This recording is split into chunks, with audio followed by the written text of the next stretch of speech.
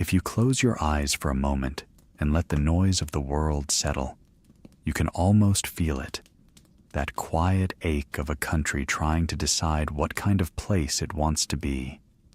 Somewhere between the dying echo of the old frontier and the restless heartbeat of a new America, a child came into this world.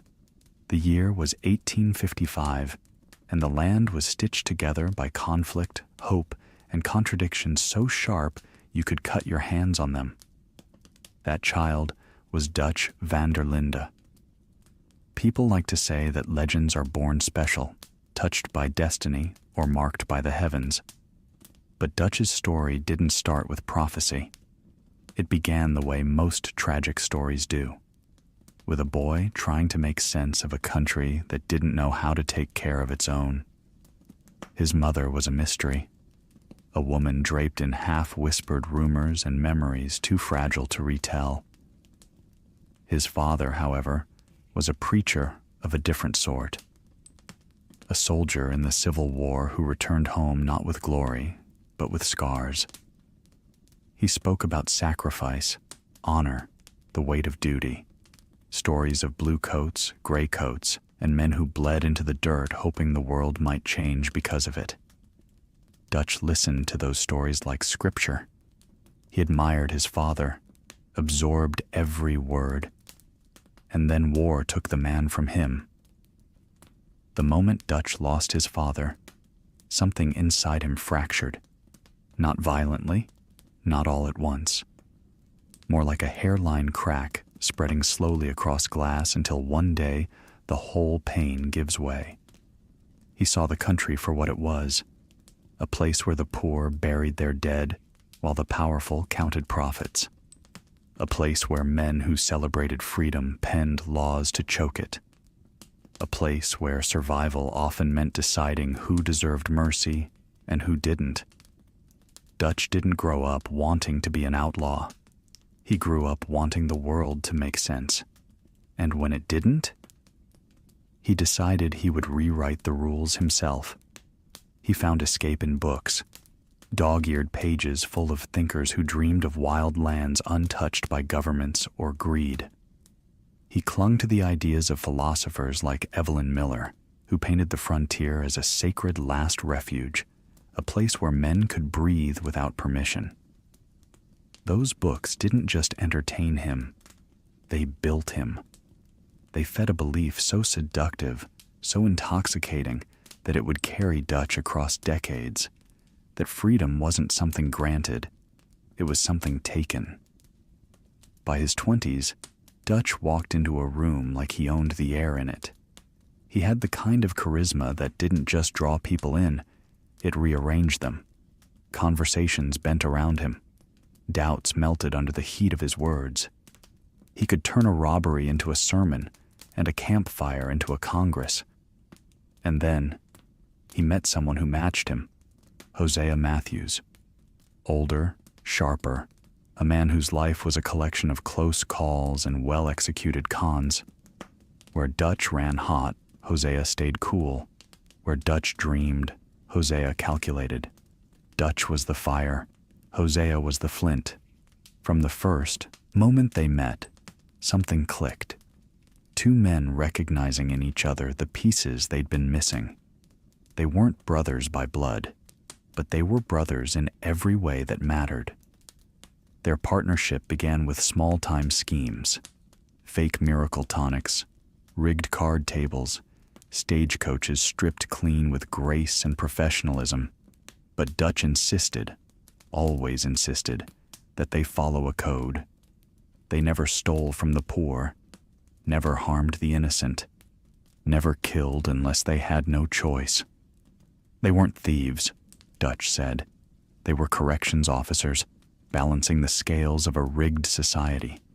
Modern Robin Hoods, but smarter, quicker, and unwilling to apologize for doing what the civilized world did every day under the guise of law. And for a time, it worked. People trusted Dutch. People followed him. People believed in the idea he carried like a torch through the dark. And before long, that idea, the dream of a family living free on their own terms, started to attract more than just thieves and wanderers. It began to attract lost souls searching for a place to belong. One night in 1877, Dutch and Hosea came across a boy trying to rob them. Skinny, young, angry at the world, a kid who'd been dealt a losing hand before he ever had a chance to play. His name was Arthur Morgan, but that part of the story comes next. For now, all that matters is this. Dutch wasn't born a villain. He wasn't born a savior either. He was a dreamer in a country that punished dreamers, and a leader in a world that never asked to be led. A man who wanted freedom so badly that one day he'd burn everything to get it. If Dutch was the spark that set the fire of the Van der Leen gang, then Arthur Morgan was the flame that kept it alive. But Arthur's story didn't begin with outlaw glory or campfire camaraderie. It started, like most hard lives do, with loss. Arthur was born in 1863 into a world that didn't know how to be kind to him. His mother died when he was still too young to remember her face. His father, Lyle Morgan, was a thief by trade, the kind of man who always seemed to be running from something, the kind of man whose survival was more instinct than responsibility. Arthur loved him anyway. Children always love their parents, even when they shouldn't. But the law finally caught up to Lyle, and one afternoon, when Arthur was only 11, he watched as his father was sentenced to hang. There are moments in life that carve their shape into us, moments that become seams in the heart. And for Arthur, standing there in the dust, watching his father choke out his last breath, that moment never stopped echoing. He didn't cry. He didn't scream. He just watched, like a boy learning the world wasn't going to soften for him. After Lyle's execution, Arthur drifted, too old to be sheltered, too young to survive. He stole when he had to, fought when he couldn't avoid it, and learned quickly that the world only respected force. He might have ended up dead in a ditch somewhere if fate hadn't crossed his path with two men who were also wandering across America looking for something more. Dutch van der Linde and Hosea Matthews. They spotted the boy trying to pick Hosea's pocket. Now, a lesser pair of men would have beaten the kid bloody and left him in the mud. But Dutch saw something different, something sharp in Arthur's eyes, something hungry but disciplined. And Hosea, for all his cynicism, recognized potential wrapped in anger. Instead of punishing him, they offered him food, a dry place to sleep, a chance to learn how to do things right. Arthur didn't trust them at first. Why would he? Every adult in his life so far had failed him. But Dutch knew how to talk to a boy who'd lost everything. He spoke to Arthur like he mattered, like he wasn't just another orphan drifting through the cracks. He told him about the world, not the world that is, but the world that could be. A world where a man could decide his own destiny, where law meant nothing, where brothers took care of each other, where freedom wasn't a dream. It was a right. And Arthur listened. Dutch became the father Arthur wished he'd had. Hosea became the mentor who sharpened him. Together, they raised him not as an orphan, but as a son. They taught him how to hunt, how to ride, how to read, how to shoot, but also how to think, how to question everything, how to push back against a world rigged from the start. Arthur grew fast. By 15, he was tall, quiet, already a better shot than most grown men. By 17, he was a force, a young outlaw with a hard jaw and eyes that could see through any lie. But beneath all that toughness, there was softness too. A loyalty that ran deep. A quiet gentleness that Dutch mistook for obedience and Hosea recognized as strength. They were a family, not by blood, something deeper. Arthur didn't just ride with Dutch and Hosea. He belonged to them. He lived by the codes they created around the campfire. Do right by people, Dutch would say. We're thieves, not killers. We rob from the rich, never the poor. We protect our own. No one gets left behind. Arthur memorized every word, believed every rule, carried them like truth carved into his bones. He became Dutch's first and truest disciple. And Dutch loved that boy like he'd been born from his own blood. But love, in Dutch's world, was always tangled up with ambition, always tied to something bigger than affection. And as Arthur grew into the role of Dutch's right hand, he also grew into the shadow of Dutch's great idea, the dream of a free life.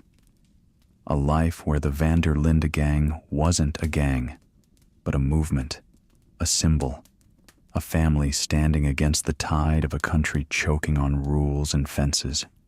For now, that dream was still pure, still unbroken, still made of the kind of hope that softens even the hardest men. Soon others would join, names that would become legend in their own right. But before any of them arrived, before John Marston ever walked into camp, before Abigail or Bill or Javier or Sadie, before the robberies, the shootouts, the betrayals, there was just a boy who'd lost his father, a boy who needed a place to belong, a boy Dutch took under his wing and called son. And for a long time, Arthur believed that was enough. He believed Dutch would always lead them true. He believed their family would never fall apart. He believed the world could be bent toward freedom if their guns were steady enough. He believed in Dutch, truly, completely, blindly. But the world was changing faster than Dutch could accept. And the fire that bound their family together wasn't made to burn forever. Not even legends last that long. If Arthur was Dutch's first son, then John Marston was the stray dog who wandered into camp and refused to leave. Their story didn't begin with brotherhood or rivalry. It began, like most meaningful things do, with trouble. John was born in 1873, the son of a man who spent more time in jail than he ever did raising his boy. His mother died when he was young, leaving him alone before he even learned how to spell his own name. By the time he turned 12, his father had either drunk himself to death or simply disappeared. John never knew which, and the truth didn't matter much anyway. He drifted, stealing to survive, sleeping wherever the nights allowed. He wasn't mean by nature, but life made him rough. Life always makes orphans rough. When Dutch found him in 1885, John was 12, dirty-faced, hungry, tired, and full of the kind of anger kids get when the world has only shown them its fists. Dutch recognized that look instantly. He'd seen it years earlier on a scrawny boy named Arthur Morgan. Hosea saw it too, and just like before, they took him in. John didn't ease into the family the way Arthur did. He tried to act tougher than he was, tried to fight everyone, tried to prove himself with stupid risks and stubborn pride. But underneath all of that, he was just a child looking for anyone who might stay long enough to hear his voice. Arthur understood that, even if he didn't say it out loud. At first, they clashed. Arthur found John annoying. Too loud, too cocky, too damn reckless. John thought Arthur was a self-righteous show-off. But somewhere between the brawls, the long rides, the shared chores, and the nights staring at the same campfire flames, they became brothers. Not because Dutch said so, not because the gang demanded it, but because two broken boys who never had real families somehow found one in each other. The gang grew around them, slowly at first, then all at once. Susan Grimshaw, the backbone of the camp. Susan Grimshaw arrived early on, a woman with a back straighter than any lawman's spine, and a voice that could silence an entire valley. She wasn't Dutch's equal. She was his balance. When Dutch got too charming, she brought him down to earth. When the camp fell into chaos, she restored order with a glare sharp enough to cut rope. She became the mother Arthur and John never had, though neither would admit it aloud. Bill Williamson, the man. Trying not to break Bill came next, a former soldier kicked out of the army for reasons he never fully explained. Arthur guessed it was trauma. John guessed it was rage. Hosea guessed it was both. Bill arrived with fists clenched and a heart held together by scraps. Dutch offered him structure, a place where loyalty meant more than medals. Bill clung to that with both hands. Javier Escuela, the philosopher with a rifle. Then came Javier, all charm and music and soft-spoken poetry, a man haunted by revolutions that never came to pass. He bonded with Dutch over ideas, freedom, liberty, rebellion. They spoke in circles deep into the night, and the others just rolled their eyes and listened to the guitar. But Javier became family too, fiercely loyal, fiercely protective, fiercely devoted to the gang's dream.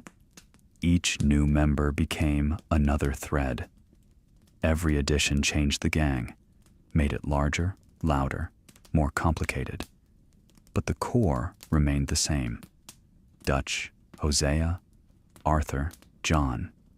Those four were the foundation, the heart, the lungs, the spine, and the blood of the entire van der Linde family. Dutch guided them. Hosea refined them. Arthur steadied them. John challenged them. They weren't perfect. They weren't saints. But in those early years, they felt invincible, a small but tight-knit group bound by love, loyalty, and the belief that the world still had pockets of freedom left to find. And for a long time, that belief mattered more than money, more than danger, more than any law chasing them from one state to another. They traveled like a roaming circus of misfits, fixing fences for farmers one week, robbing stagecoaches the next, and always running from the latest poster with one of their faces on it. Nights were filled with laughter, stories, whiskey, music drifting into the trees. Days were filled with work, planning, dreaming, arguing, apologizing. There were no walls, no boundaries, no futures promised, just the open land, the crackle of the fire, and a group of forgotten people who finally felt found. But something else grew in those years, something neither Arthur nor Hosea noticed at first. Dutch loved being followed, loved being listened to, loved being admired. His ideas were big, gorgeous, romantic in a way the real world could never match, and the more the boys loved him, the bigger those ideas grew. Soon, the dream wasn't just freedom. It wasn't just survival. It became something grander, a mission, a calling, a new way of living that Dutch believed he alone could create. Arthur admired him. John questioned him. Hosea cautioned him. But Dutch waved it all away with that charming grin and those words that could make even the hardest truth sound like poetry. He believed in the dream. He believed in himself. And for many years, so did everyone else. The van der Linde gang was still small, still young, still hopeful, still unbroken. But life has a way of testing the things we treasure most. And the next test would come from a place Arthur never expected, from love. A love that would change him, hurt him, and shape the man he would become for the rest of his days. For all his loyalty, for all his toughness, for all the cold years carved into his bones, Arthur Morgan still had a heart capable of tenderness. And it surprised him. Sometime in the mid-1880s, when the gang was drifting through small frontier towns and barely scraping by, Arthur met a young woman named Eliza. She wasn't flashy. She wasn't wild. She wasn't the kind of woman a notorious outlaw was supposed to fall for. She was simple, honest, gentle, a quiet light in a noisy life. Arthur hadn't been looking for love. He didn't even think he deserved it. But Eliza didn't ask him to change. She never judged him. She saw more in Arthur than just a gun or a reputation. She saw the man he could have been if life had dealt him a kinder hand. They met in stolen moments, late afternoons behind small-town saloons, evenings sitting on her porch while the sky turned orange, and Arthur forgot, for a few minutes at a time, that he was an outlaw wanted in 3 states. Eliza gave him peace, a softness he didn't know he missed. So when she told him she was pregnant, Arthur did something he'd never done before. He wished for a future, not a grand one, not a Dutch-style dream full of manifest destiny and revolution, just a small one, a quiet one, a life where he could ride back to Eliza after a job, hold his child, and pretend for a moment that the world might forgive him. The birth of Isaac Eliza had the baby while Arthur was out with Dutch and Hosea running a job. When he got word, he rode through the night to meet his son, Isaac, a name that felt both fragile and powerful in his hands. He'd never held anything so precious, so small, so perfect. Arthur visited them when he could, left money for them whenever he passed through, tried to be a father in the only way he knew how, from the shadows, quietly, awkwardly, but with all the love his rough hands could offer. He didn't stay with Eliza. He didn't know how to. The gang was his family. Dutch was his anchor. Arthur didn't believe he could be both an outlaw and a father at the same time, but he wanted to try. He wanted Isaac to grow up in a world gentler than the one that raised him. He wanted to do something right. He wanted redemption, even if he couldn't say the word aloud. The tragedy. One day, Arthur returned to Eliza's cabin. A normal day, a warm day, a day like any other. He brought money. He brought a small gift for Isaac, a toy carved from wood. He imagined seeing his son running in the yard, hearing his laugh, feeling that impossible warmth again. But the yard was silent. The cabin door was open. The world felt wrong the moment he stepped off his horse. Inside, he found Eliza and Isaac, both gone, both killed for the few dollars Arthur had left behind, a handful of bills, a bag with barely enough to buy a week's groceries. That's what their lives were taken for. Arthur didn't scream, didn't cry. He just knelt there, in a small wooden cabin, holding the toy he never got to give his son. And something inside him broke, not shattered like glass, but broke like a bone that never heals right. He buried them both, found the men who did it, made sure they never hurt anyone again. But when it was over, Arthur didn't feel justice. He didn't feel revenge. He just felt empty, a silence deeper than any bullet wound, a loneliness colder than any night on the trail. What came after? Arthur returned to the gang with new scars no one could see. He became quieter, harder, more loyal to Dutch than ever. Because now the camp wasn't just home, it was all he had left. Eliza was gone. Isaac was gone. Any chance at a normal life had been stolen from him in a way no amount of revenge could reverse. Dutch noticed the change. So did Hosea. But neither asked. They didn't need to. Arthur threw himself deeper into the outlaw life, into the family Dutch had created, because he believed, he needed to believe, that loyalty could still mean something. He had lost the only good, pure piece of himself. So he protected what remained, his brothers, his gang, Dutch's dream. He stopped questioning Dutch, stopped pushing back, stopped imagining a future outside the gang. Arthur Morgan, the man who once loved quietly and deeply, became Arthur Morgan, the ruthless right hand of Dutch van der Linde. The world had taken his heart. Dutch gave him a purpose, and for years, that was enough. But nothing built on pain stays pure forever. Not love, not loyalty, not even Dutch's dream. And the next fault in that dream came in the shape of another lost soul. John Marston, now a father himself, now struggling with the weight Arthur knew all too well. A tension grew between them, one born not of anger, but of recognition. Because Arthur saw in John the same crossroads he'd once stood at, and he knew how dangerous it is to love something in a world determined to destroy everything soft. But that part comes next.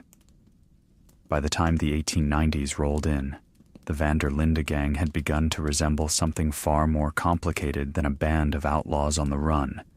It was a home, messy, loud, chaotic, loving in its own crooked way. And at the center of that chaos sat a woman named Abigail Roberts. Abigail arrived in the gang with hard years behind her. She'd been surviving on her own since childhood, doing whatever she needed to live another day. She was sharp, fast-thinking, practical, and she didn't take nonsense from anyone, especially not the boys. She was fire-wrapped in quiet strength.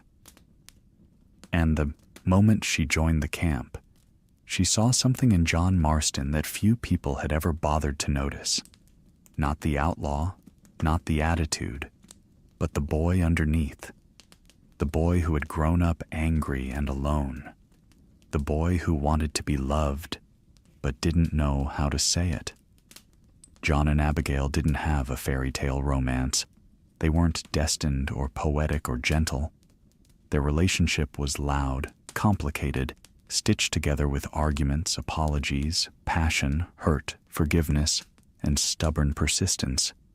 But they loved each other, in the raw, imperfect way real people do. And one night, somewhere between the dust of the trail and the glow of the campfire, the inevitable happened. Abigail told John she was pregnant. John panicked. Of course he did. He was young, reckless, unsure of himself, convinced he'd ruin everything he touched. He didn't know how to be a partner, much less a father. He didn't think he could give a child anything but hardship. But Abigail wasn't asking for perfection, just honesty, just effort, just a man who wouldn't run. And for a while, John tried. Jack's birth. When the baby was born, a little boy with dark hair and bright eyes, the camp softened. For a moment, the outlaw life cracked open, and something tender slipped through.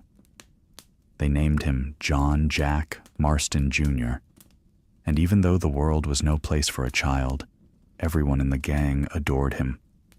Susan Grimshaw treated him like a grandmother. Hosea brought him little gifts from every town they passed through. Javier played music to make him stop crying. And Arthur watched him with an ache so deep it felt like touching an old scar.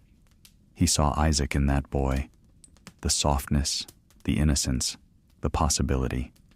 And it hurt him, but it also healed him in small, invisible ways. Arthur would carry Jack on his shoulders, teach him how to ride a tiny pony, show him how to skip stones across river water. John noticed. And sometimes, the sight made John feel inadequate. Arthur seemed so steady, so sure, so capable of the things John still struggled with: responsibility, tenderness, patience.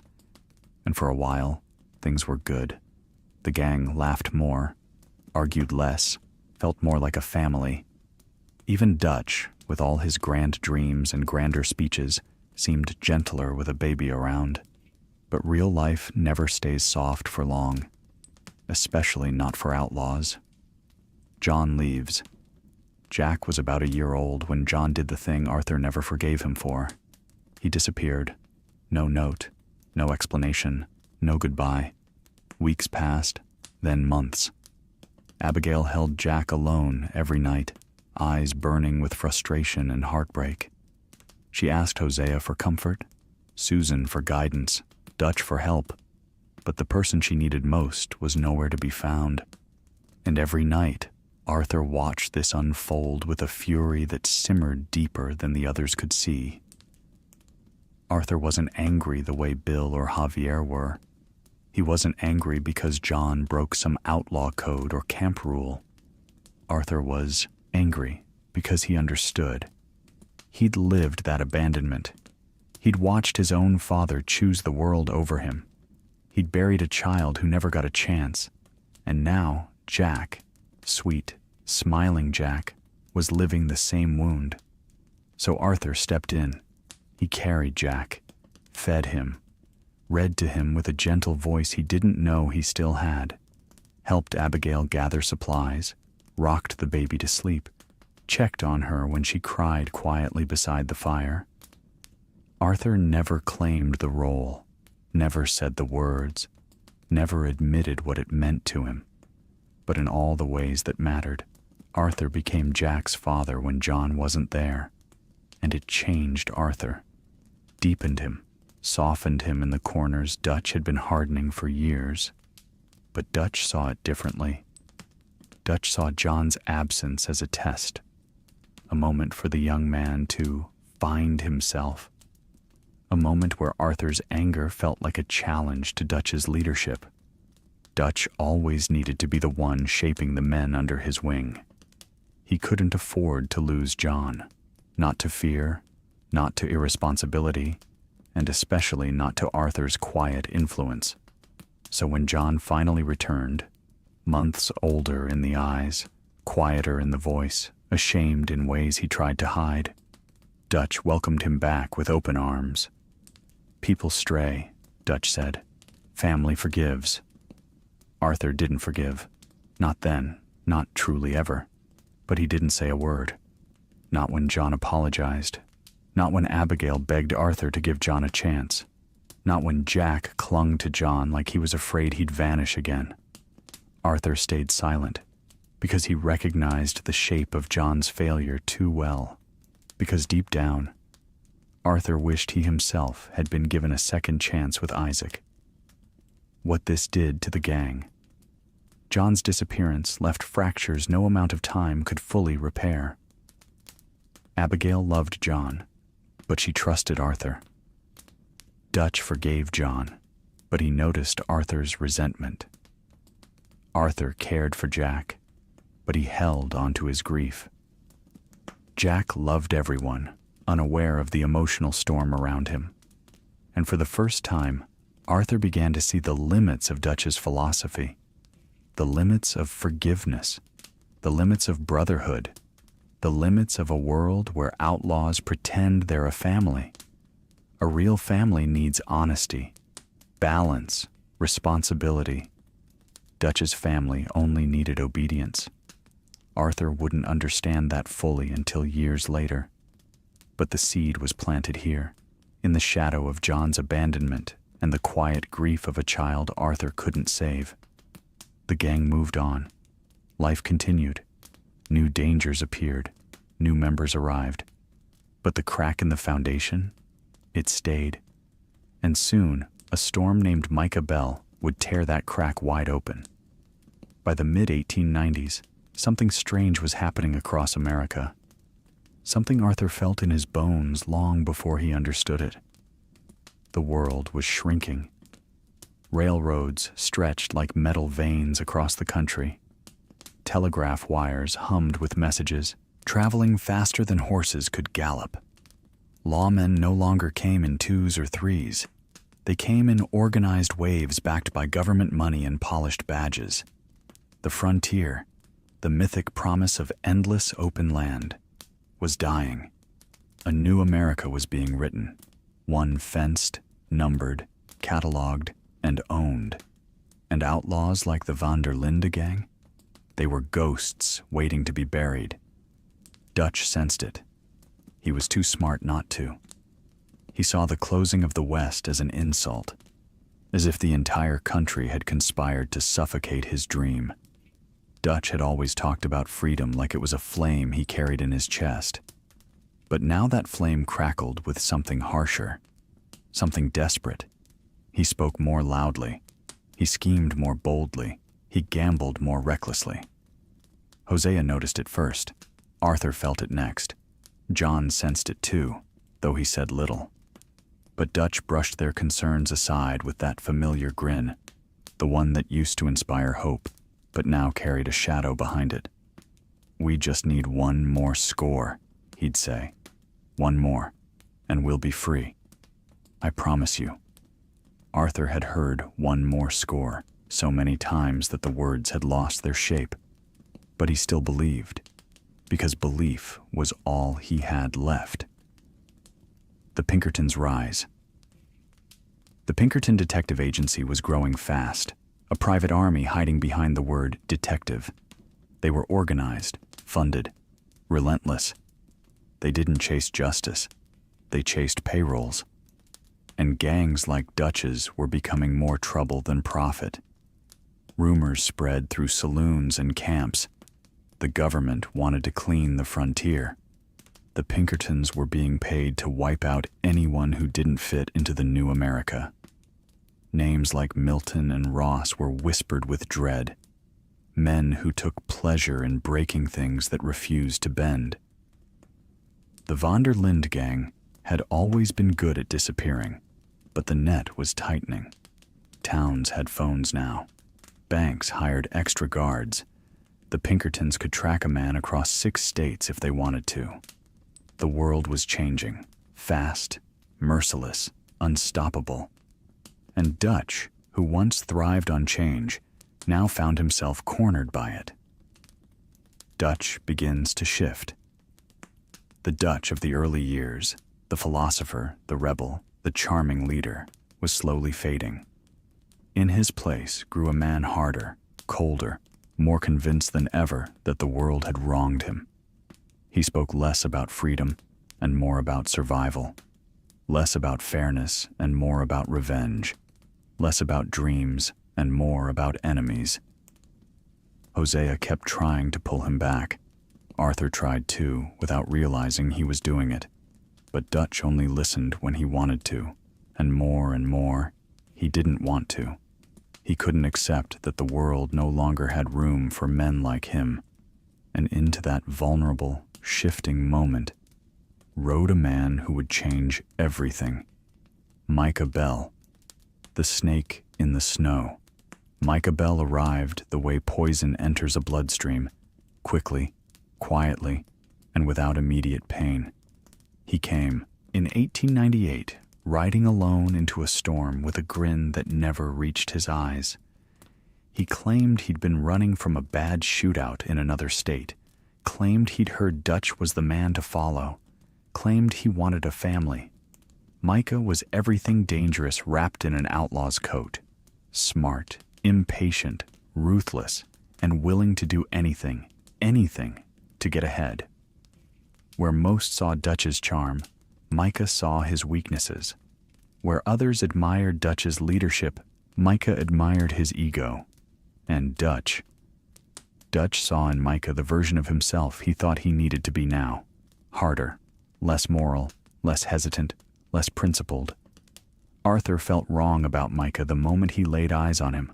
Hosea felt it too. So did Charles. So did Sadie. But Dutch liked him. He liked Micah's confidence. He liked his aggression. He liked the way Micah praised him, complimented him, validated him. Micah fed Dutch's growing paranoia like gasoline to fire. Arthur questions you too much. Hosea's holding you back. John's unreliable. The gang is weak without a stronger hand. You're the only one who truly understands freedom. Micah whispered poison. Dutch inhaled it like truth. The cracks become fault lines. The gang didn't break in a single moment. Cracks rarely work that way. Instead, it happened in pieces. Dutch started ignoring Hosea's advice. Arthur's concerns were met with irritation instead of trust. John's past mistakes were held against him more sharply. Micah became Dutch's shadow, uninvited, but always present. Decisions got riskier. Jobs got bloodier. Morality became optional. The family that once felt united by ideals was now being pulled apart by suspicion. Arthur, who once saw Dutch as a father, now watched him with the quiet fear of a son realizing the man he trusted might not be who he thought. Hosea saw it clearly. He always had. He spoke less now, worried more, smiled only to keep the peace. But by now, the gang had grown. Too big, too loud, too unstable to steer easily. More mouths to feed, more tempers to manage, more secrets to hide. And the world outside wasn't waiting for them to get it together. A storm was coming. A storm with names like Milton, Ross, Cornwall, civilization, law, industrialization, and choices the gang was not prepared to face. The first thunderclap of that storm would strike in a town called Blackwater, but that disaster deserves its own chapter. If the Van der Linde gang had been drifting toward trouble for years, then Blackwater was the cliff they finally rode over. In early 1899, Dutch believed he had found the answer to all their problems. A final job, bigger than anything they had ever attempted, riskier than anything Hosea would have approved, but promising enough that Dutch convinced himself it would solve everything. Dutch called it a boat job. A simple boat robbery, he said. Easy, clean. Take the money, vanish into the West before anybody knew what happened. But the moment Dutch said simple, Arthur felt the first tremor of unease. Micah, by contrast, smiled. Hosea hesitated, but Dutch pushed. "We're cornered," he insisted. "We need one big score to buy our freedom." That phrase, one big score, used to sound hopeful. Now it sounded like a prayer spoken by a man already falling. Still, the gang followed Dutch, because that's what family does, even when they're walking into fire. What really happened on that boat? The truth of Blackwater is a tangle of chaos, whispers, half-remembered bullet trails, and shadows no one likes to revisit. But here's what we know. The plan was already flawed. The information was incomplete.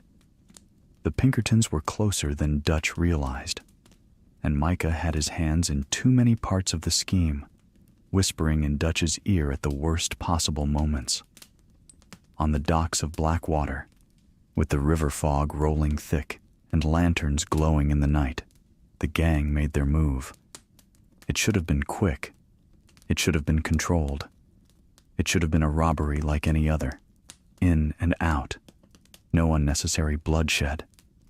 But instead, someone screamed. Someone fired too soon. Someone panicked, and within seconds, everything fell apart.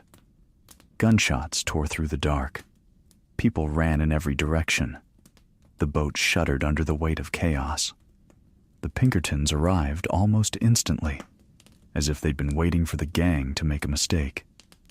And in the middle of it all, a young woman named Heidi McCourt stood at the wrong place at the worst possible moment. Shot. Falling. Gone before anyone could help her. Arthur saw her drop. He never forgot it. Dutch later claimed he didn't shoot her. Micah claimed the same. The truth. It died on that dock with Heidi. And the worst part? The gang didn't even get all the money. Half of it ended up at the bottom of the river. The other half, Dutch claimed, was stashed away in Blackwater. A stash Arthur would spend the entire year hoping to recover. A desperate flicker of a dream that never came true. Losses and panic. The Blackwater disaster didn't just gut their morale, it broke the gang's rhythm. In the chaos, men were shot, horses were lost, supplies were scattered. The Pinkertons marked the gang as priority targets. Cornwall himself took a personal interest in hunting them down, and the gang's trust in Dutch was shaken in a way no one dared say aloud. They fled in the night, scrambling up muddy banks, crossing cold rivers, leaving behind bodies they didn't have time to bury. The gang had known danger before, but this was different. For the first time, Arthur saw panic in Dutch's eyes. Not fear for the gang, fear for himself, fear of losing the dream, fear that the world was no longer bending for him the way it used to, and that fear changed him. Into the grizzlies. Hunted and exhausted, the gang fled north into the mountains toward the unforgiving peaks of the grizzlies. Snow fell hard, winds screamed like the ghosts of the dead. The trail vanished under blizzards. Horses staggered, children cried. The older members coughed through the freezing air. Arthur, riding ahead with Dutch, looked back at their caravan. Tired faces, trembling hands, the last shreds of hope clinging to the wagon wheels. This wasn't the romantic outlaw life Dutch always painted. This wasn't freedom. This was a family being dragged uphill because a dream they once believed in was starting to crumble. The blizzard swallowed them. Horses sank chest deep in snow. Torches blew out. They lost Davy Callender along the way, shot in Blackwater, dying slowly as the cold tore into him. The gang arrived at an abandoned mining town called Coulter, barely alive, starving, shivering, and emotionally drained. But something crucial happened in that snowstorm. Arthur saw a truth he couldn't speak yet, that Dutch had led them into Blackwater with confidence, but out of it with luck, and luck is a currency that runs dry. The aftermath. Inside an old cabin, the gang huddled together. Sadie Adler sat shell-shocked by the fire, having lost her husband that same night during the O'Driscoll's attack. John was missing. Supplies were low. Micah reveled in the chaos. Hosea worked desperately to keep order. Dutch paced the cabin like a caged wolf, and Arthur, exhausted, looked at the faces around him and realized that Blackwater wasn't just a failed job. It was the beginning of the end. The dream had cracked. Dutch had stumbled. Micah was whispering. Pinkertons were closing in, and the gang, their family, was bleeding in ways no doctor could fix. The storm outside was nothing compared to the storm inside. And everything that came next, every camp, every job, every death, every betrayal, every moment of hope and heartbreak, would trace its roots to that night in Blackwater. Coulter would be their temporary refuge, but the rot had already begun. And soon, the mountains would demand their price, in cold, in blood, in truth. The mountains did not welcome the Van der Linde gang. They endured them. When the group stumbled into that frozen mining settlement called Coulter, they weren't outlaws anymore. They were refugees running from a future they weren't ready to face. The blizzard howled like a wounded animal. Snow buried roofs, pathways, and hope alike. The cold wasn't just a temperature. It was a presence. A quiet, merciless witness to the gang's unraveling. Arthur Morgan dismounted his horse with stiff legs, breath fogging the air, eyes scanning the broken windows and empty cabins. This place wasn't meant for living. It was meant for surviving. And Arthur, well, he'd done a lot of surviving in his life. But this felt different. This felt like the world testing them, asking whether they still deserved the little freedom they had left. Death arrives. Quietly. Davy Callender didn't last long. Shot back in Blackwater, he spent the journey north, fading in and out of reality, his breath growing shallower with every step of the horses. When he died in that cold, quiet cabin, there was no ceremony, no long speeches, no tears. Everyone was too numb, too tired, too afraid of what might happen next. Arthur helped carry the body outside. The snow swallowed the sound of shovels. Davy disappeared into the earth without a marker. One less member. One more ghost. The gang used to bury their dead with songs, stories, honors. In Coulter, the dead were buried because they had to be, and every grave dug raised the same question: who would be next? The search for John had vanished during the chaos of the escape. Abigail's panic echoed through the cabin walls. "Find him," she demanded. "Someone has to find him." Her voice cracked between fury and terror. Jack, too young to understand death, kept asking when his father would return. Arthur knew what it felt like to lose a father. He wasn't about to let Jack live that pain. So he saddled his horse with Charles Smith and stepped into the storm. The blizzard didn't care who lived or died. The wind stung like needles. Snow swallowed tracks before their eyes. The world was white, empty, endless. But Arthur kept going, one step after another, breathing frost, feeling the ache of old scars. Charles stayed silent. He had a way of reading the land even when the land was trying to kill them. Hours passed. The cold grew sharper. Hope grew thinner. Then they found blood. A torn glove. A trail running up the mountainside. And eventually, a voice. "Help! Over here!" John was barely recognizable when they found him. Face frozen, skin torn, clothes shredded. Wolves had gotten to him, ravaging his back, leaving him bleeding and half buried in snow.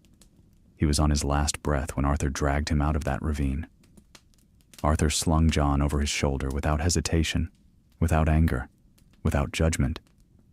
Because brothers don't get left behind. Not in the snow, not in the dark, not in this family. The wolves followed. Their howls tore through the air like warnings.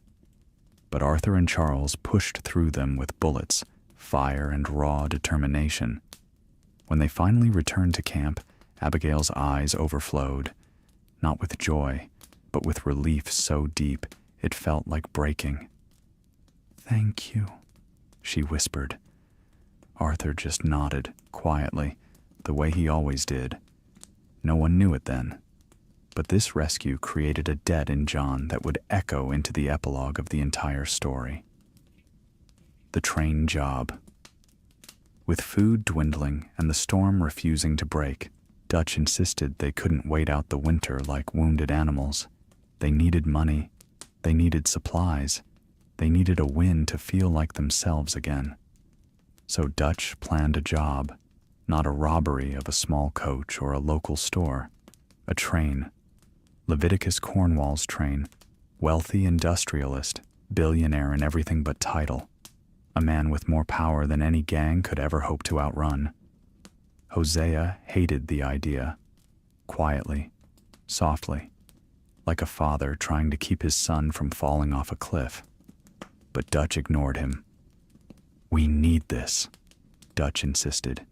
"Don't you see? This is how we take our future back." Arthur didn't like the plan either, but he went along with it. He always went along with it, not because he agreed, but because he believed in Dutch, blindly, faithfully, stubbornly. The train job was brutal, cold metal under freezing fingers, gunfire echoing off the snowy cliffs, Cornwall's men fighting like demons, Arthur's breath turning to frost every time he shouted a command. Micah, of course, enjoyed every second. He fought with a grin, as if the violence kept him warm. When the gang finally cracked open the safe and found stacks of bonds and valuables inside, Dutch declared it a sign. Proof that his vision was still righteous. Arthur looked at Dutch's face glowing in the lantern light, and for a moment he believed it too. A dangerous shift in Dutch. But something changed during that job. Dutch lost his temper more quickly. He killed without hesitation. He justified everything with the dream, even when the dream was slipping away like sand through fingers. Hosea exchanged a worried look with Arthur. Charles felt it too. Even John sensed something was wrong. Micah, however, looked at Dutch with admiration. the admiration a wolf gives the strongest in the pack. Dutch basked in it, and Arthur, still exhausted from saving John, still grieving Blackwater, still clinging to the hope that Dutch could pull them through, did what he'd always done. He trusted Dutch, even when it hurt to do so, even when doubt clawed at his chest, even when the snow whispered that this wouldn't end well. A glimpse of Crack's Coulter was a temporary refuge, a place to hide from the world for a week or two. But the gang couldn't stay. The mountains would starve them. The cold would kill them. They needed to move. So as the blizzard eased and the first slivers of dawn pierced the clouds, the gang packed up the wagons, tightened the reins on their horses, and prepared to leave the unforgiving peaks behind. Arthur took one last look at the abandoned town. A year from now, he would look back at Coulter as the moment everything truly began to go wrong. Not because of the storm, or the wolves, or the hunger, but because Dutch left part of himself behind in that snow. The part that knew how to listen, the part that knew how to compromise, the part that remembered the old rules. The Dutch who walked out of Coulter was not the same man who walked in, and the gang followed him anyway. Because sometimes family doesn't see you changing until the damage is already done. When the gang finally descended from the mountains and felt the thawed earth under their boots again, it almost felt like waking from a nightmare. The blizzard was behind them. Blackwater was behind them. Death was behind them. At least for the moment. Dutch chose a new camp, a gentle rise overlooking the Dakota River, green grass swaying in the wind, the breath of spring warming the air. Horseshoe overlook, and for a while, the place felt like a blessing. Birds sang at dawn, campfires glowed warm at night. Arthur could ride into Valentine for a drink, or play cards with the boys, or sit quietly by the river and breathe without feeling hunted. The gang settled into a rhythm, the kind that almost makes you think things could stay this way forever. But peace, in Dutch's world, was always borrowed time. Sadie Adler, the widow made of fire. Sadie arrived in the mountains as a grieving widow, frozen by shock, wrapped in the ashes of a life ripped apart by the O'Driscolls. But in Horseshoe Overlook, Sadie began to thaw. She wasn't the type to sit by the fire and cry. She wasn't fragile. She wasn't broken. She was angry, determined, sharp-edged, burning with a fury that frightened most of the gang, even the men. Arthur saw her like a mirror held up to grief. He knew that kind of pain, that kind of loss, that kind of quiet roar that lives in the chest. Sadie learned to shoot, to ride like hell, to fight, to reclaim pieces of herself one bullet at a time. And Arthur, to his own surprise, found comfort in helping her heal. Not because he saw her as weak, but because he respected how strong she was becoming. In another life, Sadie might have been a school teacher, a wife, a mother. In this life, she became a warrior. The town of Valentine, chaotic peace. Valentine was a dirty, loud, dusty cattle town, the kind of place where every building leaned slightly sideways, and every man smelled like whiskey, sweat, or horses. Arthur enjoyed the simplicity of it. A drink at the saloon, a game of poker, a night of brawling if someone said the wrong thing. Sometimes peace doesn't mean quiet. Sometimes peace just means living without looking over your shoulder every second. The gang made Valentine feel alive. Bill got drunk and made a fool of himself. Javier played music in the saloon. Charles studied tracks in the mud, always calm, always steady. Lenny found moments of joy, before his name would turn into a wound you could never fully heal. For a few months, life almost felt normal. Not perfect, not safe, but normal. And Arthur began to feel something he hadn't felt in a long time. Hope, not big hope, not Dutch-style hope bursting with philosophy and destiny, just small hope.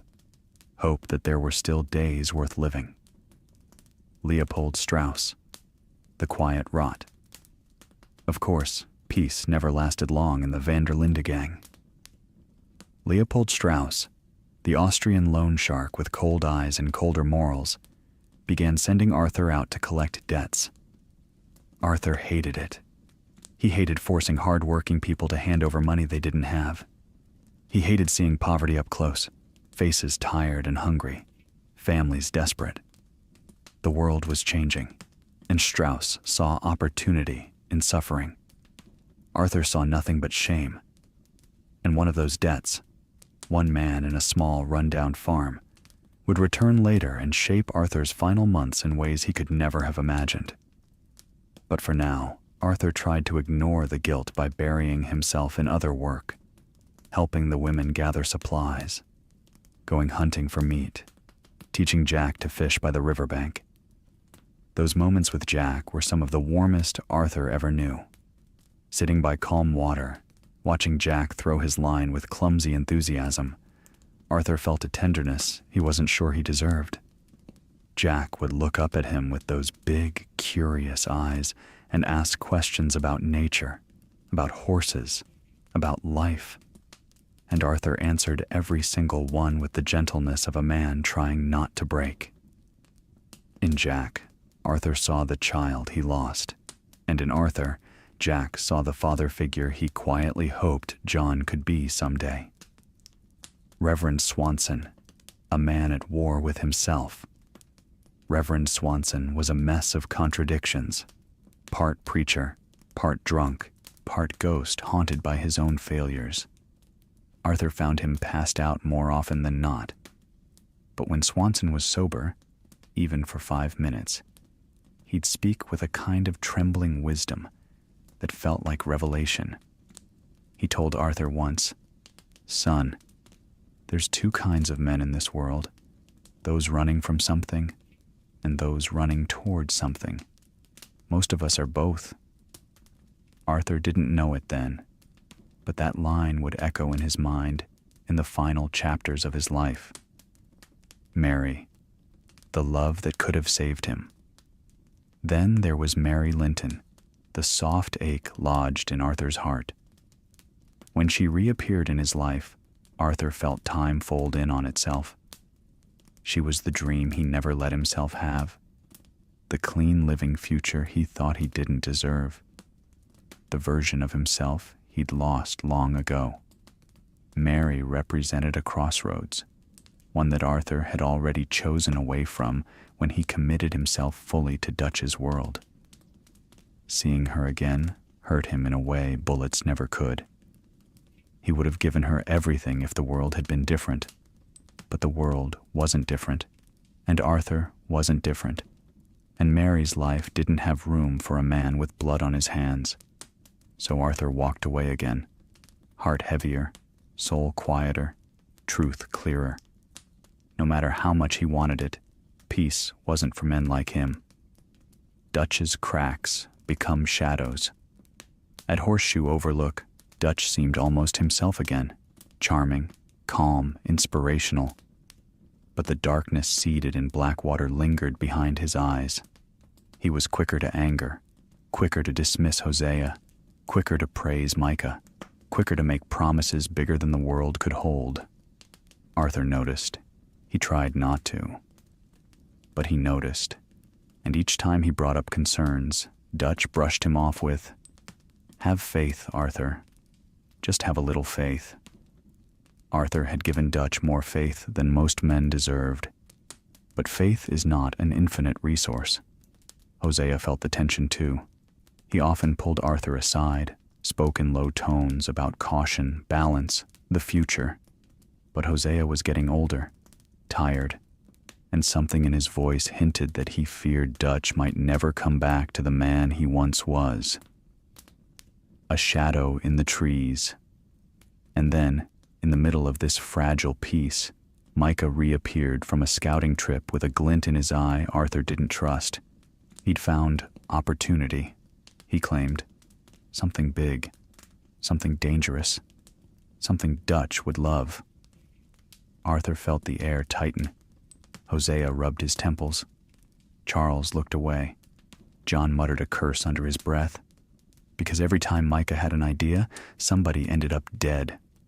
At Horseshoe Overlook, life felt livable, almost gentle. But Micah's arrival always carried the same quiet message. Peacetime's over.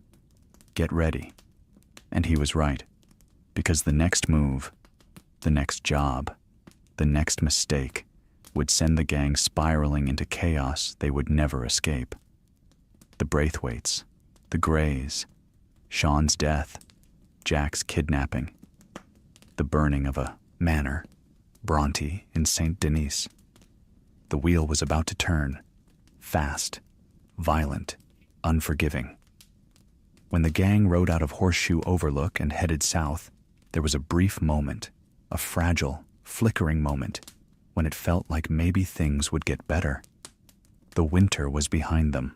The storms were behind them. Blackwater was behind them, at least in distance, if not in spirit. Dutch chose a new camp, Clemens Point, a quiet crescent of land nestled by the shining waters of Scarlet Meadows. Tall trees swayed overhead. The nights hummed with crickets, and the soft southern breeze carried the scent of magnolia across the camp. For a little while, it almost felt like home. Children laughed again. Women washed clothes at the shoreline. Men played cards under lantern light. The animals grazed in tall, sunlit grass.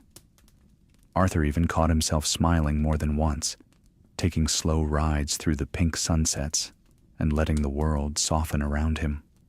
But Clemens Point, like everything in the Van der Linde story, was a beautiful lie wrapped around an ugly truth. Beneath the calm, the storm was growing. The South, a beautiful land with a rotting heart. The nearest town, Rhodes, was charming in the way a rattlesnake can look harmless when it's coiled and still. Smiling faces, polished hats, ladies with lace parasols and lace smiles, men who tipped their hats and watched you with eyes that didn't blink.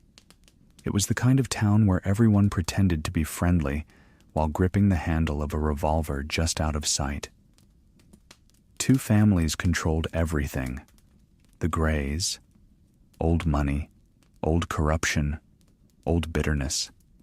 The Braithwaites, proud, cruel, arrogant, rotten to the core. Both families hid behind their plantations, behind their proper manners, behind the illusion of refinement. But Arthur felt it the moment they rode through town. This place was a powder keg, and Dutch was walking toward it with a lit match.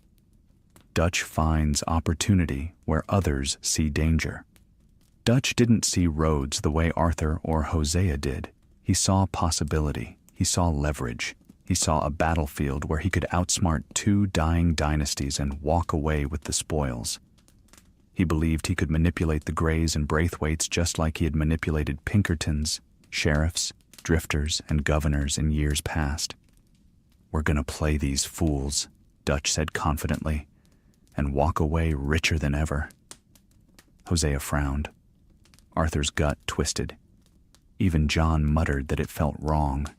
But Dutch had tasted power again, the attention, the influence, the thrill. And when Dutch felt powerful, no one could stop him.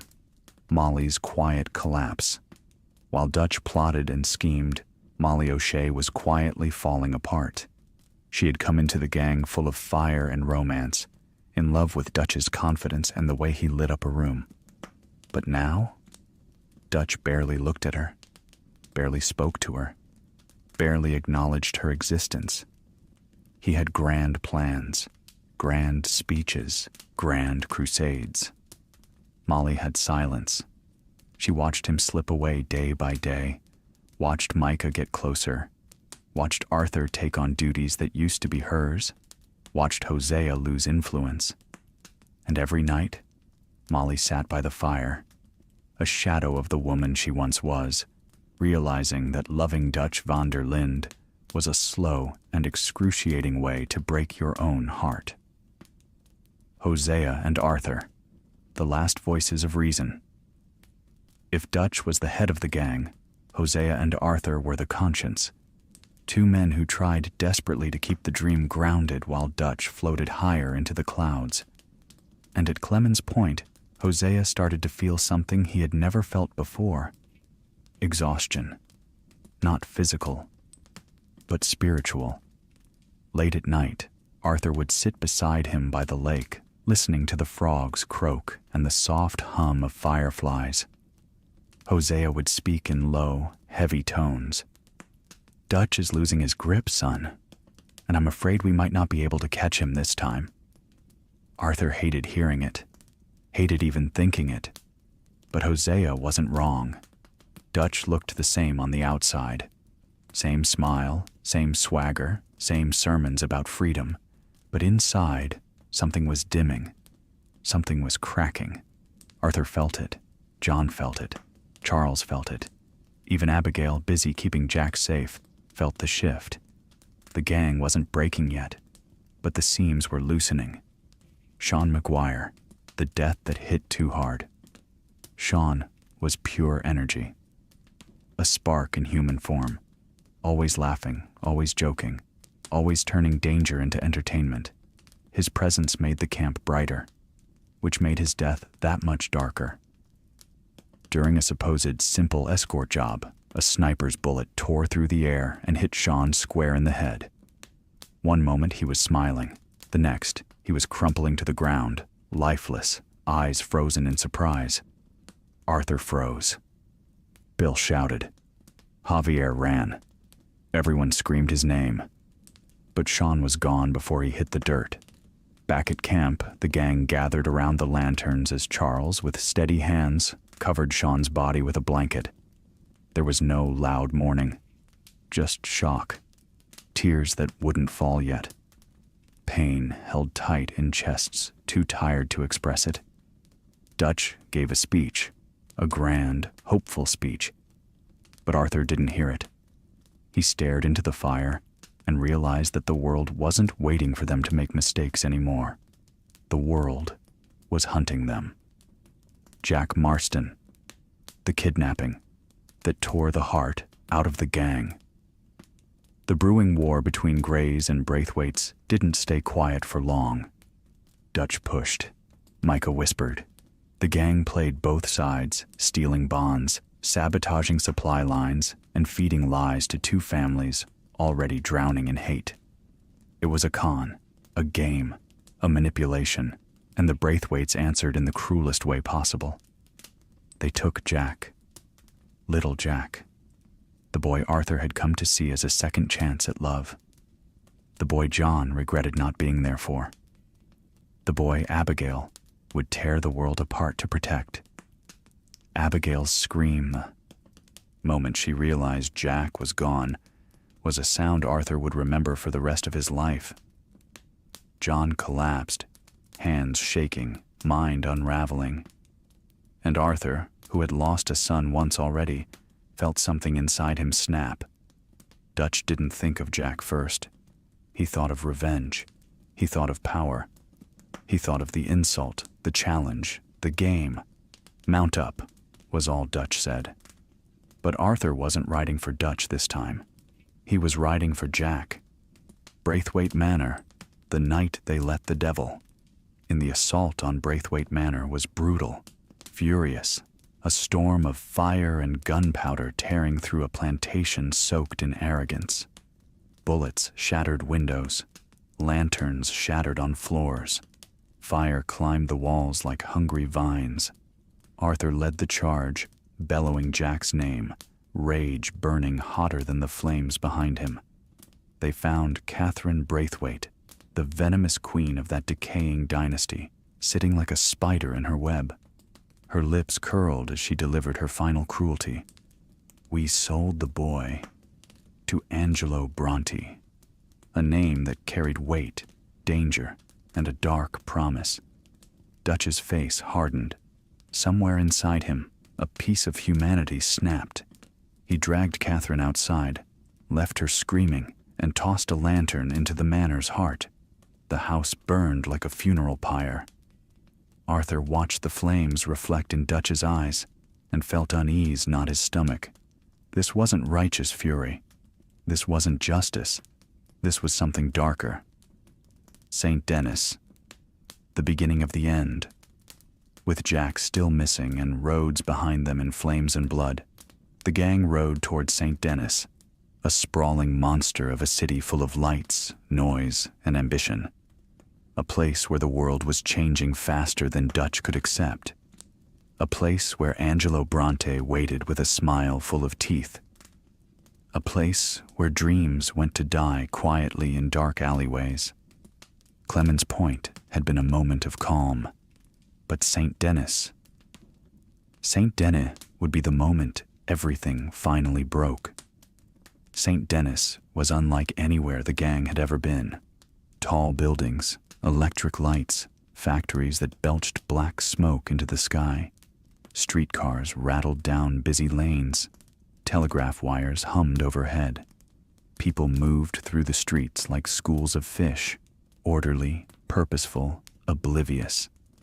It was a city built on ambition and industry, a place where yesterday was already old and tomorrow was being invented in every workshop and counting house. To Arthur, St. Denis was overwhelming. A world that moved too fast for men like him. A place where the old, wild America had already been buried under concrete, steel, and progress. To Dutch, St. Denis was a stage. He saw the lights, the wealth, the power, and he believed he could bend it all to his will. He believed he could outthink this city the same way he had outthought sheriffs, outlaws, and crooked politicians for years. But St. Denis wasn't the frontier. It wasn't a campfire story. It wasn't a dream. It was a machine, and machines don't negotiate. Angelo Bronte, the gentleman snake. Angelo Bronte welcomed the gang with the smile of a man who'd never lost a game. He was an immigrant success story, a man who crawled from the mud of Sicily to become the puppet master of the most powerful city in the region. He dressed like royalty, talked like a scholar, and moved like someone who already owned everyone in the room. Dutch respected him, admired him, wanted to beat him. And Bronte saw that desire immediately. When Arthur and Dutch confronted him about Jack, Bronte didn't deny it. He didn't make excuses. He didn't even pretend to be intimidated. He simply smiled and said he'd rescued the boy from the Braithwaites, as if kidnapping were a public service. He dangled Jack like a pawn, using the child to force Dutch into his pocket. Dutch agreed to do jobs for Bronte, dirty jobs, humiliating jobs, because he had to.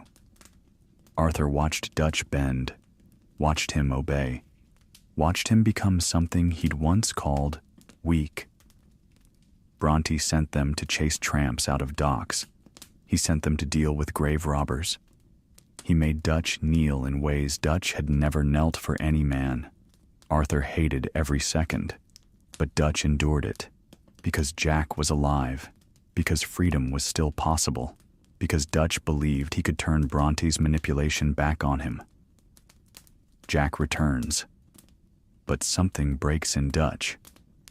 When they finally got Jack back, Abigail nearly collapsed in relief. Arthur hugged the boy gently, feeling that painful echo of Isaac squeeze his heart. John held his son like a man gripping salvation with both hands. But when Jack looked up at Dutch, the child said something simple, innocent. "Mister, Bronte was real nice to me." And Arthur saw Dutch's face change, just for a second. A flicker of something dark, something wounded, something lethal. Bronte had Jack calling him nice. Bronte had made Jack feel safe. Bronte had stolen Dutch's authority without firing a shot. And Dutch never forgot that humiliation. The riverboat scheme, cracks becoming fractures. Trying to restore his pride, Dutch agreed to Hosea's plan to scam a riverboat casino. Hosea was brilliant, a master con man. For a night, the gang felt like their old selves again, sharp, clever, confident. Arthur and Hosea moved through the casino like ghosts, distracting wealthy men, manipulating card games, slipping past guards. But success can be a dangerous drug, and Dutch inhaled too deeply. He began to believe the city couldn't touch him, that he could outsmart anything, anyone. And then reality snapped back hard. Lenny Summers, the death that broke the light. During a job at the trolley station, bullets rained down from every direction. Chaos exploded through the streets. Pinkertons closed in. Steam hissed from ruptured pipes. And Lenny, bright, brilliant Lenny, was shot through the chest. He fell backward, eyes wide in surprise, body tumbling down the stairs. Arthur screamed his name, voice cracking, rage building in his chest. But Lenny was gone before Arthur reached him. The camp lost laughter that day, lost joy, lost innocence. Lenny's death was a reminder, a brutal reminder, that the world wasn't waiting for Dutch's dream. It was tearing it apart. Bronte's end. Dutch crosses a line. Dutch blamed Bronte for everything, for Jack, for the gang's humiliation, for the cracks in the foundation of his pride. So Dutch kidnapped Angelo Bronte, dragged him to the swamp, and let the man beg for mercy while Arthur watched with a knot in his stomach. Dutch didn't listen, didn't hesitate, didn't blink. He drowned Bronte in muddy water with a cold fury Arthur had never seen before. When Dutch lifted Bronte's dead face, he smiled, a smile Arthur didn't recognize. That night, Arthur realized something terrifying. Dutch didn't just want revenge. He wanted control, power, domination. He wasn't fighting the world anymore. He was fighting himself. The bank job, the day the gang fell apart. Still drunk on anger and ambition, Dutch planned one last massive heist, the St. Denis Bank. Hosea begged him to reconsider. Arthur warned him it felt wrong. John said it was suicide. But Dutch refused to listen. "We do this, and we're free," he repeated. He had been saying that for months. The robbery began smoothly. Too smoothly. Arthur kept feeling the hair on his neck stand up. Something was off. Then came the explosion. Pinkertons stormed the bank. Milton's voice echoed like a funeral bell. Hosea was caught outside. Arthur saw it from the window, saw Hosea raise his hands, saw Milton smirk, saw the gun flash. Hosea fell like a puppet whose strings were cut. Dutch's face drained of color. Arthur felt the world tilt beneath him. Hosea, the heart of the gang, their conscience, their anchor, was gone. And Dutch broke. He screamed, he panicked, he cursed the world, cursed the law, cursed the city. The roof caved in. Smoke clogged their lungs. Bullets tore through walls. Dutch shouted orders that made no sense. John was shot and left behind. Arthur watched everything crumble in a symphony of chaos. They ran, through the alleys, through the docks, toward a boat that would take them anywhere but here. Abigail was taken by the Pinkertons. Jack was screaming. John was bleeding. Half the gang was missing. And Dutch kept shouting the same thing. "It's not over! It's not over!" But it was. It had been over since Blackwater. St. Denis just tore off the mask. The escape, a new hell. They tumbled onto a boat as Pinkerton bullets shattered planks behind them. Arthur felt the waves tossing the ship, felt the blood in his mouth, felt the lives they'd lost weigh on his chest. The gang set sail not toward freedom, but toward exile. The storm swallowed them. Lightning cracked open the sky.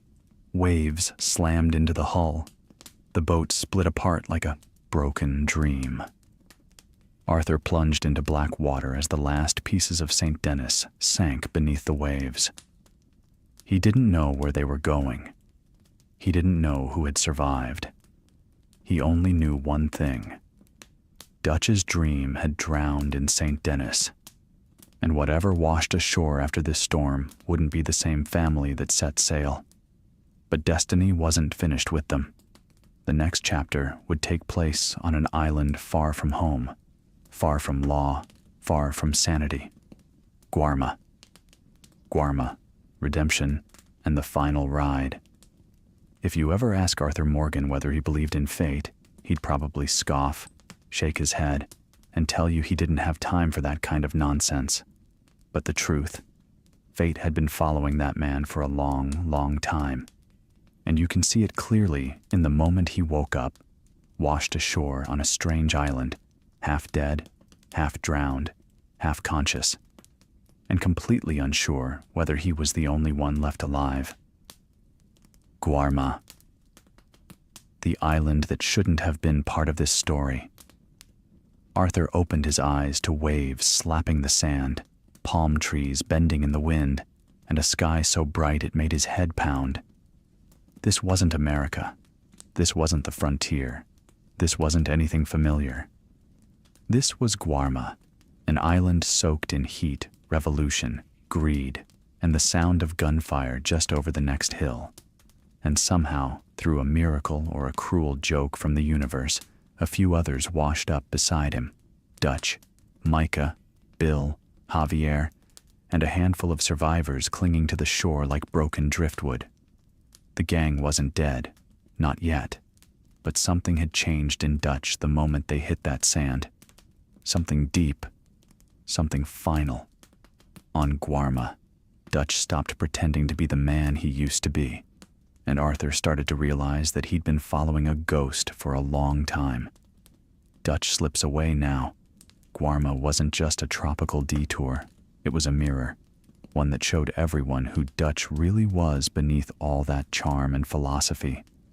Dutch loved the chaos, loved the danger, loved the way the island's revolution gave him a new stage to perform on. But something felt off, different. Those grand speeches he used to give around a campfire, they were louder now, faster, angrier, less about freedom and more about how the world had wronged him.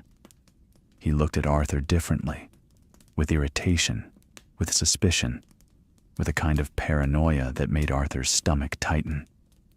Micah stood at Dutch's shoulder like a crow, waiting for something to die. And Arthur, he just kept watching the man he admired slip further and further into darkness. The real turning point, though, was something simple. So small, you could almost miss how important it was. Arthur saved Javier's life during a shootout, pulled the man out of the dirt, bleeding and barely breathing. And Dutch's response wasn't thanks, wasn't pride, wasn't relief. He snapped. He yelled that Javier shouldn't have needed saving, yelled that Arthur had interfered, yelled nonsense that made no sense. Arthur saw it then, really saw it for the first time. Dutch wasn't slipping. He had already fallen. The escape, and the first real goodbye. Eventually, the gang fought their way off that cursed island, stole a ship, and stumbled back into America with nothing but mud, bruises, and fractured loyalty. And when Arthur's boots touched American soil again, he felt something different in his body, something heavy and wrong.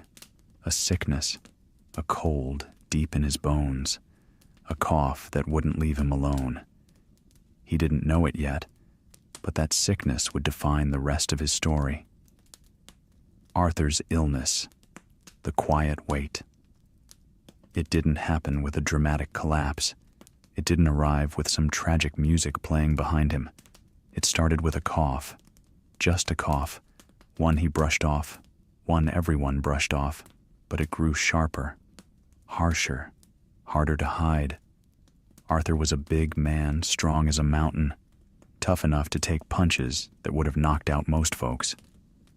But this wasn't something you could fight with fists. The doctor in St. Denis told him the truth in a soft voice. Tuberculosis. A slow death. A certain death. Arthur sat there, staring at the floor, feeling his entire life tilt sideways. For once, he wasn't thinking about Dutch or money or running or the Pinkertons. He was thinking about the people he'd hurt, the debts he'd collected, the poor man he'd pushed too hard, the one coughing up blood just like Arthur was now. He had carried guilt before, but now, with death sitting on his shoulder, that guilt became something else, a compass, a direction, a chance to maybe do one thing right before his time ran out. Helping the Wapiti and meeting eagle flies. Arthur met the Wapiti tribe soon after returning from Guarma, a proud people stuck in the gears of a government machine trying to grind them out of existence. Chief Rain's Fall was gentle, wise, tired.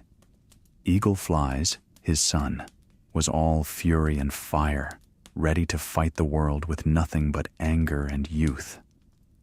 Arthur saw himself in the boy, saw what he could have become if someone like Dutch had found him earlier in life. He tried to help, not because Dutch asked, not because it served some plan, but because it felt right. Rain's Fall spoke to Arthur like a father would, with kindness, with patience, with sorrow in his eyes. He told Arthur something that stuck in his chest like a truth he'd known all along. You are a good man, Captain Morgan. When the time comes, you'll do the right thing. Arthur didn't feel like a good man, but he wanted to. For the first time in his life, he truly wanted to. The gang falls apart. When Arthur returned to camp, everything was unraveling. Molly broke under Dutch's neglect and misery. She confessed, or claimed, that she had betrayed the gang. Dutch didn't ask for proof. He didn't look for truth.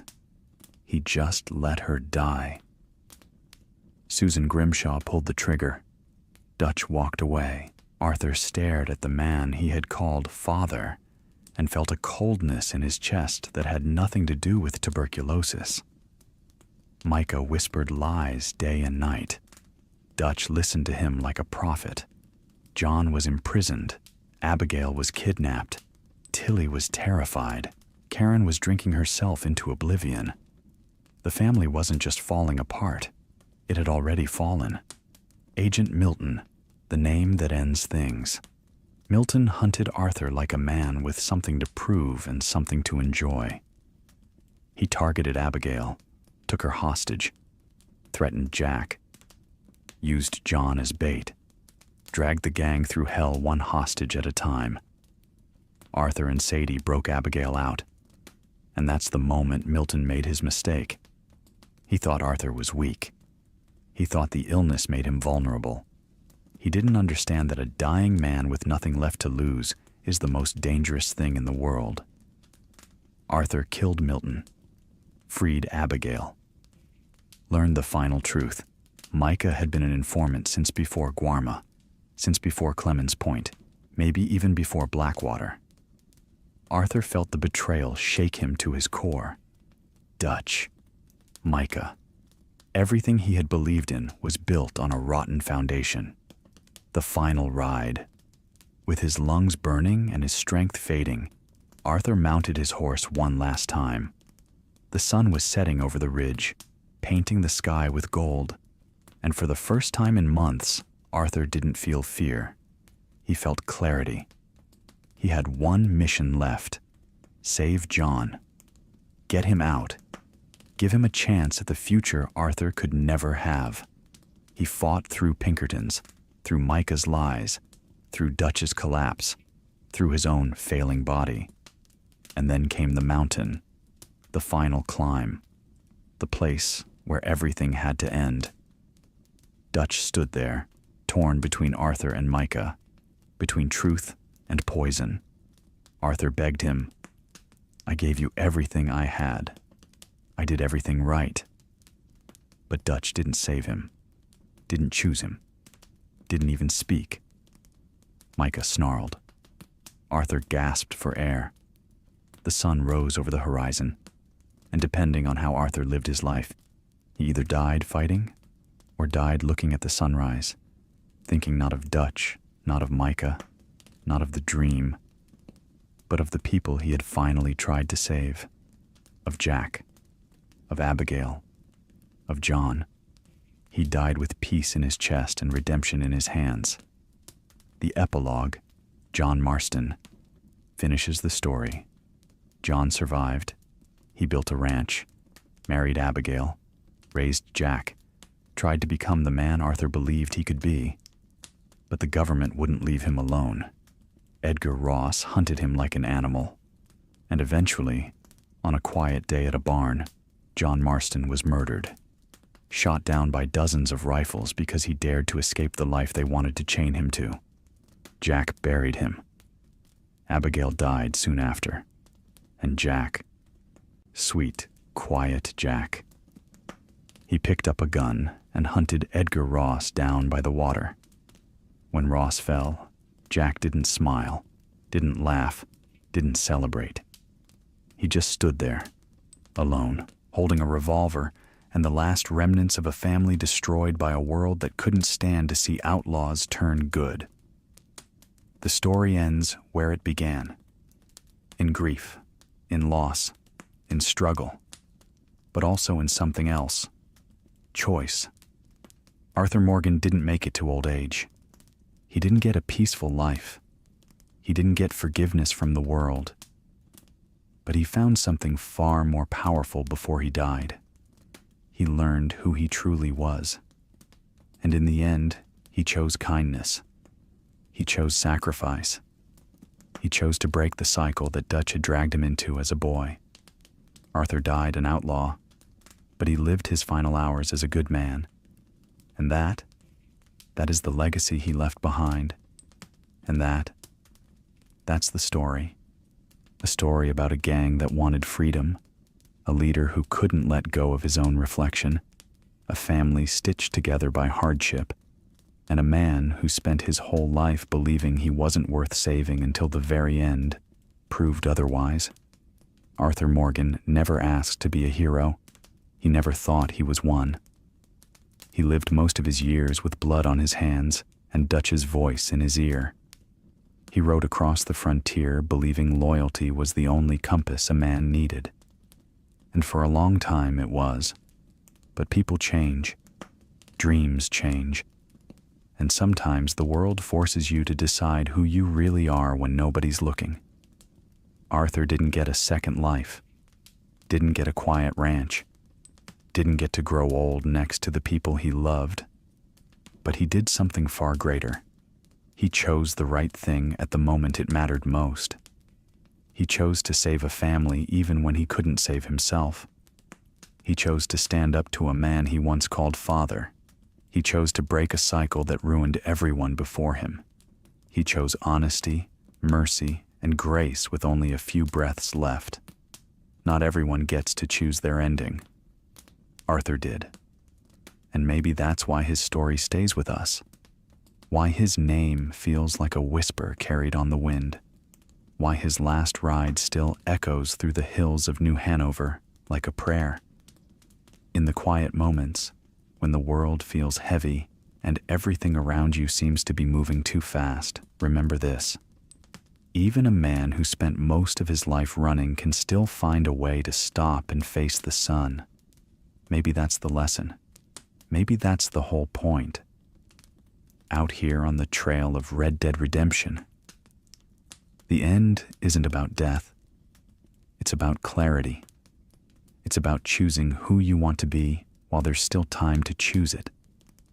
So, wherever you are right now, drifting off to sleep, relaxing after a long day, or simply letting this world settle in your chest, I hope something in Arthur's story stays with you.